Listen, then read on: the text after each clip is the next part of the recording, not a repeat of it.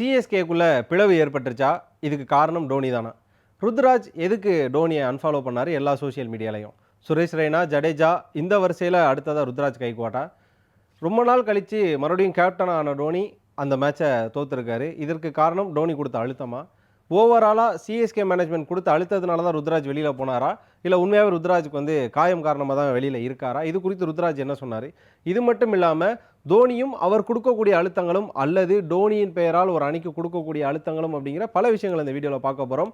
Skip பண்ணாமல் முழுசாக பாருங்கள், டீட்டெயில்டாக பாருங்கள். அவசரப்பட்டு கமெண்ட்டில் சண்டை போட வேணாம். இந்த வீடியோவை முழுசாக பார்த்தா உங்களுக்கு புரியும்னு நினைக்கிறேன். நான் முதல்ல சொன்ன மாதிரி சிஎஸ்கேக்குள்ளே பிளவு ஏற்பட்டுருச்சு, அதுக்கு டோனி தான் காரணமா? ரெய்னா, ஜடேஜா அந்த வரிசையில் ருத்ராஜ் இருக்காரா? அதுக்கப்புறமா டோனியின் பெயரில் அழுத்தம் கொடுக்கப்படுதா? இப்படிங்கிற பல விஷயங்கள் இருக்குது. எதுக்கு ஃபாலோ பண்ணார், அன்ஃபாலோ பண்ணார், இந்த விஷயங்கள்லாம் இரண்டாம் பட்சமாக பேசுவோம். முதல்ல 2 விஷயம் பேசணும். முதல்ல இந்த follow unfollow matter, Jadeja, Raina இந்த ரிலேஷனான ஒரு மேட்ரு ஒரு பக்கம். இன்னொரு பக்கம் டோனி கொடுக்கக்கூடிய அழுத்தங்களும் டோனியின் பெயரால் கொடுக்கக்கூடிய அழுத்தங்களும் சொல்லி அண்மையில் சோஷியல் மீடியாவில் பல விஷயங்களை பேசிகிட்டு இருக்காங்க. அதை கொஞ்சம் நம்ம டீட்டெயிலாக எலாபரேட்டாக பேசணும்னு நினைக்கிறேன். இப்போ ரீசெண்டாக பார்த்துருப்போம், இந்த சீசனில் சிஎஸ்கே எந்த மேட்ச்லேயும் பெருசாக ஜெயிக்கல. அந்த ஒரு மேட்சை தவிர எதுலையுமே ஜெயிக்கல அப்படிங்கிற நம்ம எல்லாருக்குமே தெரியும். ஆனால் அந்த தோத்த 4 மேட்ச், இப்போ நேற்று தோத்தது 5வது மேட்ச் இல்லை. ஸோ அதில் ருத்ராஜ் இல்லை. ருத்ராஜ் கேப்டனாக இருந்து தோத்த 4 மேட்ச்லையுமே பார்த்தீங்கன்னா டோனி பெரிய அளவில் ஸ்கோர் பண்ணலை. டோனி திரும்ப எதுக்கு டீமில் எடுத்தாங்க? டோனி ஒரு வியாபாரம், அதாவது பார்த்தீங்கன்னா ஒரு சேல் ப்ராடக்டாக யூஸ் பண்ணுறாங்க. டோனி இருக்கிறதுனால மட்டும்தான் சிஎஸ்கேக்கு டிக்கெட் சேல் ஆகுது. அவர் ஒரு கமர்ஷியல் ப்ராடக்ட் அப்படிங்கிற மாதிரியான ஒரு பேரெல்லாம் பார்த்தோம். இன்னொரு பக்கம் ப்ராக்டிஸ் மேட்ச்லலாம் அடி வெளுத்த டோனி அவர்கள் பார்த்தீங்கன்னா நெட் ப்ராக்டிஸில் அடி வெளுத்த டோனி உள்ளே மேட்ச்னு வர்றப்போ பெரிய அளவு பெர்ஃபார்ம் பண்ணல. அவருக்கு கொடுக்கப்பட்ட ப்ரெஷராக இல்லைனா அவர் எல்லாரும் கண்டினியூஸாக ப்ராக்டிஸ்லேருந்து கண்டினியூஸாக மேட்ச் ஆடிட்டு நிறையா பேர் ஸ்ட்ரகிள் பண்ணுறப்போ ஒரு பயங்கரமான கேப்லேருந்து திடீர்னு ஆடுறவருக்கு என்ன மாதிரியான விஷயங்கள் இருக்கும் அப்படிங்கிற மாதிரியான எல்லா விஷயத்தையும் கலவையாக பேசிகிட்டு இருந்தாங்க. பட் நம்ம இந்த ப்ரெஷர் மேட்டருக்குள்ளே போவோமே. இப்போ டோனி டீமில் இருக்கார், அவரை எதிர்த்து உள்ள ஒரு டிசைட் எடுக்க முடியலை அப்படிங்கிற ஒரு விஷயம் பேசுகிறாங்க. சரி, ஓகே, அப்போ நீங்கள் கேப்டன் தானே ருத்ராஜ், ஏன் பண்ண முடியல அப்படிங்கிற மாதிரியான விஷயத்தை கேட்டால் அதுக்கும் ஒரு தரப்பு என்ன சொல்கிறாங்கன்னா, ருத்ராஜ் ஒரு நேம் கேப்டன் தான், ஆனால் உள்ள டோனி தான் கேப்டனாக இருக்காருங்கிற ஒரு விஷயத்தை எடுத்துறாங்க. அதுதான் டோனி எதுலையுமே தலையிடலை. நம்ம கிரவுண்ட்லேயே பார்த்துருப்போம், ஒரு டிஆர்எஸ் எடுக்கிறனாலும் ருத்ராஜை கேளுங்கன்றாங்க. பவுலிங்கும் ருத்ராஜ் தான் செலக்ட் பண்ணி கொடுக்குறாரு. ஃபீல்டிங்கும் அவரோட செட்டப்புக்கு தான் பண்ணுறாரு. மோஸ்ட்டாக எல்லா டீம்லேயுமே விக்கெட் கீப்பர் எதுக்கு ஃபீல்டிங் செட் பண்ணுவாங்கன்னா அவர் தான் பேட்ஸ்மேன் பின்னாடி இருப்பார். ஓவரால் கிரவுண்ட் அவர் தான் பார்ப்பார் ஒரு பேட்ஸ்மேன் வியூவிலேருந்து. அப்போ எந்த இடத்துல அவர் ஆட போகிறாருங்கிற மாதிரியான ஒரு விஷயத்தை லைட்டாக அவங்களோட மைண்டில் இருக்கனால அவங்க ஃபீல்டிங் செட் பண்ணுவாங்க. இது எல்லா team, not only IPL, international கிரிக்கெட்டில் கூட இது நடைபெறும். இதை நம்ம எல்லாருமே பார்த்துருப்போம். அந்த ஒரு விதத்தில் மட்டும்தான் டோனி ஒரு ஃபீல்டிங் செட் பண்ணுவாரே தவிர அவர் எந்த இடத்துலையும் ஒரு கேப்டனுங்கிற மைண்ட் செட்டை எடுத்துகிட்டு வர மாட்டார். இப்படி நம்ம நிறைய விஷயங்கள் பேசிகிட்டு இருக்கும்போது கூட டோனியோட இன்ஃப்ளூயன்ஸ் உள்ளே இருக்குது. ருத்ராஜனால் எதுவுமே சொல்ல முடியல அப்படிங்கிற மாதிரியான ஒரு விஷயம். அண்மையில் ஒரு மீம் ஒன்று வைரல் ஆச்சு. என்ன அப்படின்னு பார்த்தீங்கன்னா, 2019 வேர்ல்ட் கப் செமிஸ் நம்ம ஆடிட்டு இருக்கும்போது டோனி அதிகமான டாட் பால்ஸ் வச்சுட்டு இருப்பார். அப்போ பார்த்தீங்கன்னா எல்லாருமே அவுட் ஆகி போயிருப்பாங்க. ஒரு பக்கம் டோனி நின்றுருப்பாங்க, ஆப்போசிட்டில் ஜடேஜா நின்றுட்டு இருப்பார். உடனே கோலியை காட்டுவாங்க ஒரு ஃப்ரேமில். அப்போ கோலி என்ன பண்ணுவார்னா அப்படியே தலையை அப்படி பிடிச்சிட்டு இப்படி இருப்பார். அதை எடுத்து இப்போ ஒரு மீமை என்ன போட்டிருந்தாங்க அப்படின்னா, ருத்ராஜோட கரண்ட் சுச்சுவேஷன் இதுதான். அப்போ இமேஜின் பண்ணி பாருங்கள், கோலிக்கு அப்போ எப்படி இருந்திருக்கும். அதாவது டீமில் இல்லாத ஒரு டோனியை, ஒரு ஐபிஎல்லில் இருக்கக்கூடிய டோனியை டேக்கிள் பண்ணுறதே ருத்ராஜுக்கு இவ்வளோ பெரிய ஒரு தலைவலியாக இருக்குன்னா, ஒரு டீமில் இருக்கக்கூடிய டோனியை டேக்கிள் பண்ணுறது விராட் கோலிக்கு எவ்வளோ ப்ரெஷராக இருந்திருக்கும் சொல்லி அங்கே தூக்கி வைக்கிறேன். அவ்வளோ பெரிய வன்மத்தை டோனி மேலே இங்கே கக்குறாங்க. அப்போ உண்மையாகவே அவர் ப்ரெஷர் தான் கொடுக்குறாரா அப்படின்னு கேட்டால் அப்படி கிடையாதுங்கிற மாதிரியான ஒரு விஷயம் தான் அண்மையில் ட்ரூத்தாக இருக்குது.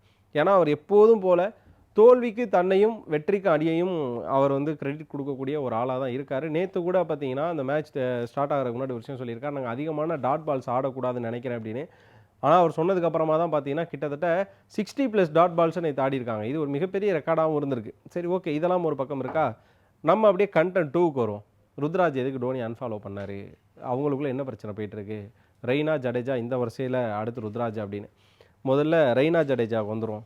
நம்ம பார்த்துருப்போம், ரெய்னா லாஸ்ட்டாக சிஎஸ்கே விட்டு லெஃப்ட் ஆன அந்த ஒரு இயர் இருக்குல்ல, அது துபாயில் நடந்ததுங்கிற நம்ம எல்லாருக்குமே தெரியும்.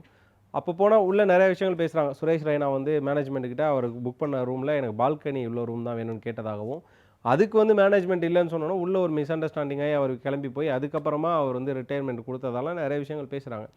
ஆனால் சிஎஸ்கேல டோனிக்கு அடுத்து கேப்டனாக வரக்கூடிய நபர் அப்படின்னு யாருன்னு எதிர்பார்த்தோம் அப்படின்னா அது கண்டிப்பாக ரெய்னா. அவர் ஒரு சில மேட்ச் கேப்டனாக வழி நடத்தியிருக்காரு டோனி இல்லாத பட்சத்தில். அதுக்கப்புறமா சரி, ஓகே, டோனி இல்லாத பட்சத்தில் அந்த டீம் கண்டிப்பாக ஒரு கேப்டன் யார் அப்படின்னு பார்த்தீங்கன்னா சுரேஷ் ரெய்னா தான் எதிர்பார்த்துட்டு இருக்கும்போது மேனேஜ்மெண்ட்டில் கொடுக்கப்பட்ட அழுத்தம்.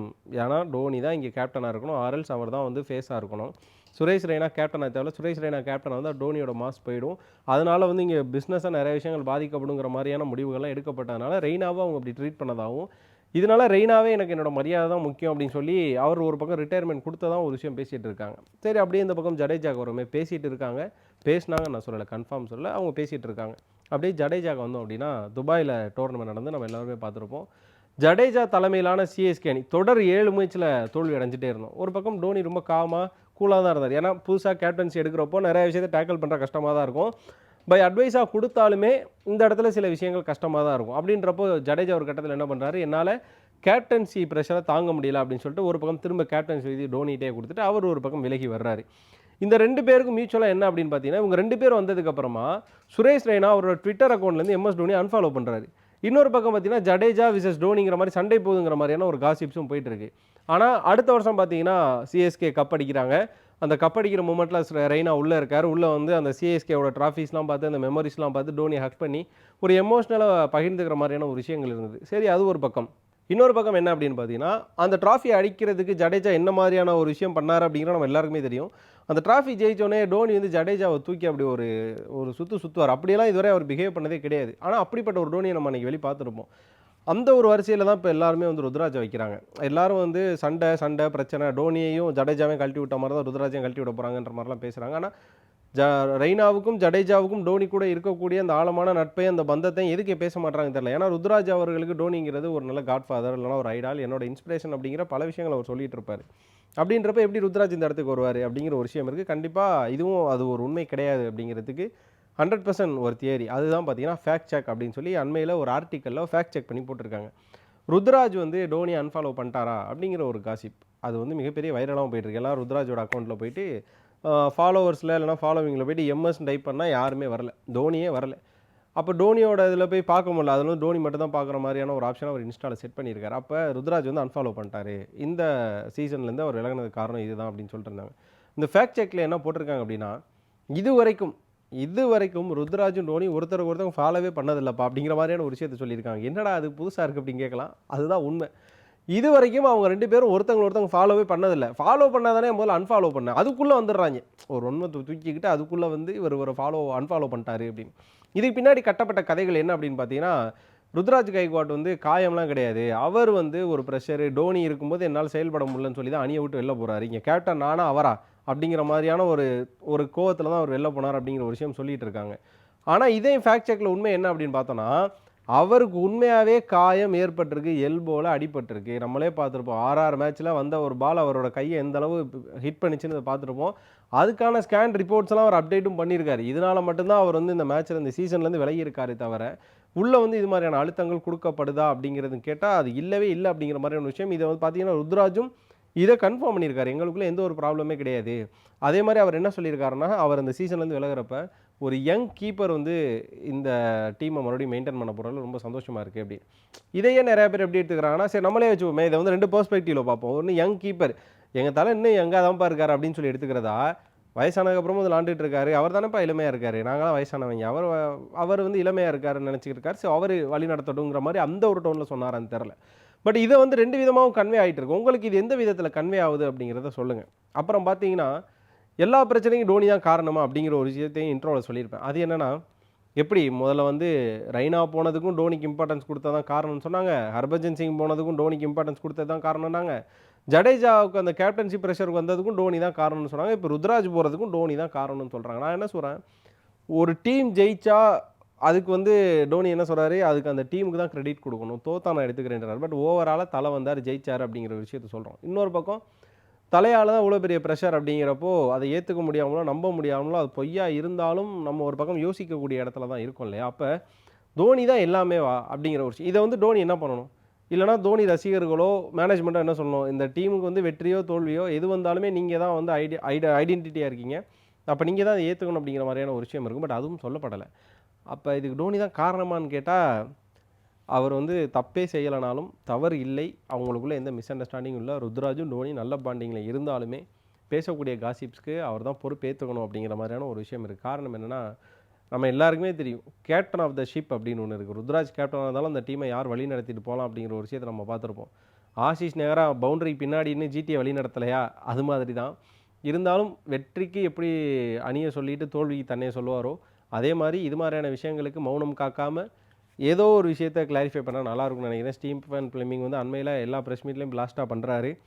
ஓவராலாக இந்த காசிப்ஸுக்கு முடிவு எழுதணும், இதுக்கு வந்து ஒரு முற்றுப்புள்ளி வைக்கணும்னா 3 பேர் தான் இதுக்கு வந்து முயற்சி எடுக்கணும். 3 பேர் நினைச்சாலும் 3 பேர் பேசினா மட்டும்தான் இதுக்கு முற்றுப்புள்ளியும் வரும். ஒன்று பார்த்தீங்கன்னா நம்ம தலை டோனி, 2வது பார்த்தீங்கன்னா ருத்ராஜ் கைக்வாட், 3வது ஸ்டீஃபன் ஃப்ளெமிங். இவங்க 3 பேர் நினச்சா மட்டும்தான் இந்த பிரச்சனையும் இந்த காசிப்ஸும் முடிவு வருமே தவிர அது இல்லைனா வராது. கிரிக்கெட் உலகில் நம்ம இதுவரையும் நம்ம சச்சின் சாரை பார்த்துருப்போம், சேவாக் சாரை பார்த்துருப்போம், எவ்வளோ பேருக்கு பின்னாடி எவ்வளோ காசிப்ஸ் பேசப்பட்டது. இப்போ கூட என்ன சொன்னாங்கன்னா, நிறையா ஓல்டு பிளேயர்ஸ் இருக்கும் தானப்பா, நீ வந்து அவங்கள ட்ராப் பண்ணிட்டு யங்ஸ்டர்ஸ் எடுத்த அப்படின்னு சொல்லி டோனி எல்லாம் கேள்வி கேட்குறாங்க. அப்போ நீங்கள் வந்து யங்ஸ்டரா, நீங்கள் டீமில் வந்து ட்ராப் ஆக வேண்டியதானே, உங்கள் டீமில் இருக்கக்கூடிய ஓல்டு பிளேயர்ஸ்லாம் ட்ராப் பண்ண வேண்டியதானே அப்படிங்கிற மாதிரியான கேள்வியெல்லாம் டோனியை நோக்கி வைக்கிறாங்க.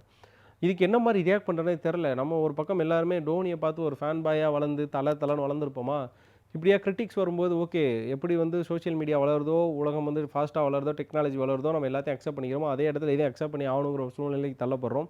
ஓவராலாக அந்த ருத்ராஜ் இஷ்யூக்கும் சரி, சிஎஸ்கேவோட தோல்விக்கும் சரி, தோனி வந்து அழுத்தம் கொடுப்பாரா, அவர் பேரை வச்சு அழுத்தம் கொடுக்கப்படுதா அப்படிங்கிற கேள்விக்கும் சரி, இதுக்கெல்லாம் உங்களுக்கு என்ன தோணுதோ அதை கண்டிப்பாக மறக்காமல் கமெண்ட் பாக்ஸில் கமெண்ட் பண்ணுங்கள்.